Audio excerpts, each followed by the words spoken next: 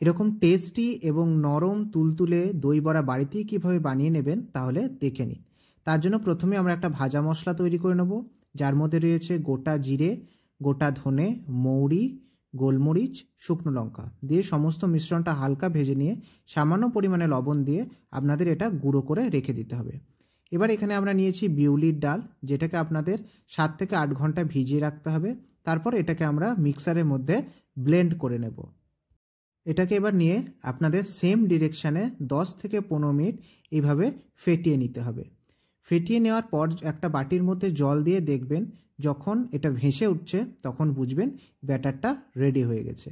এরপর এর মধ্যে আমরা দিয়ে দেব সামান্য পরিমাণে লবণ, আদা বাটা, কাঁচা লঙ্কা দিয়ে আবার এই মিশ্রণটা সেমভাবে আপনাদের সেম ডিরেকশানে মাখিয়ে নিয়ে বেশ কিছুক্ষণ রেস্টে রাখতে হবে।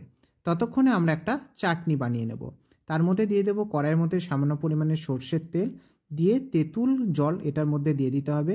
এরপর এর মধ্যে দিয়ে দেব বিট নুন, কিছুটা পরিমাণে সামান্য লবণ, এবার দিয়ে দেব 2 চামচ চিনি। দেওয়ার পর বেশ কিছুক্ষণ নেড়ে নিতে হবে। তারপর আগে থেকে যে বানানো ভাজা মশলাটা সেটা দিয়ে দেবেন। দিয়ে আপনারা বেশ কিছুক্ষণ নাড়ানোর পর যখন দেখবেন চাটনিটা এইরকম হয়ে গেছে তখন নামিয়ে নেবেন। এরপর কড়াইয়ে তেল দিয়ে আমরা এক এক করে এবার ওই বড়াগুলোকে ভেজে নেব। একদম লো ফ্লেমে আপনারা বড়াগুলোকে ভেজে নেবেন। যখন লালচে করে হয়ে যাবে তখন এটা কড়াই থেকে তুলে নেবেন। এভাবে আপনারা সমস্তগুলো করে নেবেন। এরপর কড়াইয়ের মধ্যে সামান্য পরিমাণে কারি পাতা আর কালো আর সাদা সর্ষে এটাকে ভেজে নিয়ে একটা জলের মধ্যে দিয়ে দেব। এর জলের মধ্যে দিয়ে দেব কিছুটা পরিমাণে লবণ, কিছুটা হিং। জলটা কিন্তু আপনাদের সামান্য উষ্ণ জল নিতে হবে। এরপর একটা পাত্রের মধ্যে আমরা নিয়ে নেব দই, সেটার মধ্যে ভালোভাবে ফেটিয়ে নিতে হবে।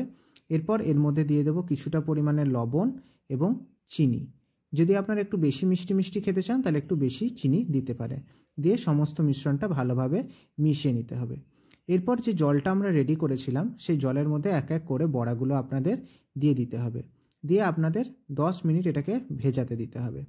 10 মিনিট জল নেওয়ার পর এবার দেখতেই পাচ্ছেন কিভাবে জলগুলো হয়ে গেছে।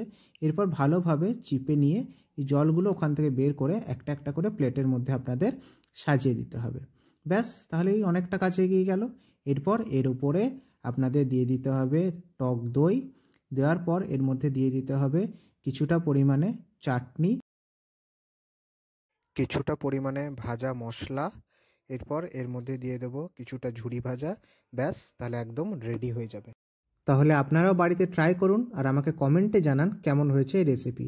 আর এরকম আরও রেসিপি পেতে গেলে আমার চ্যানেলটিকে সাবস্ক্রাইব করুন।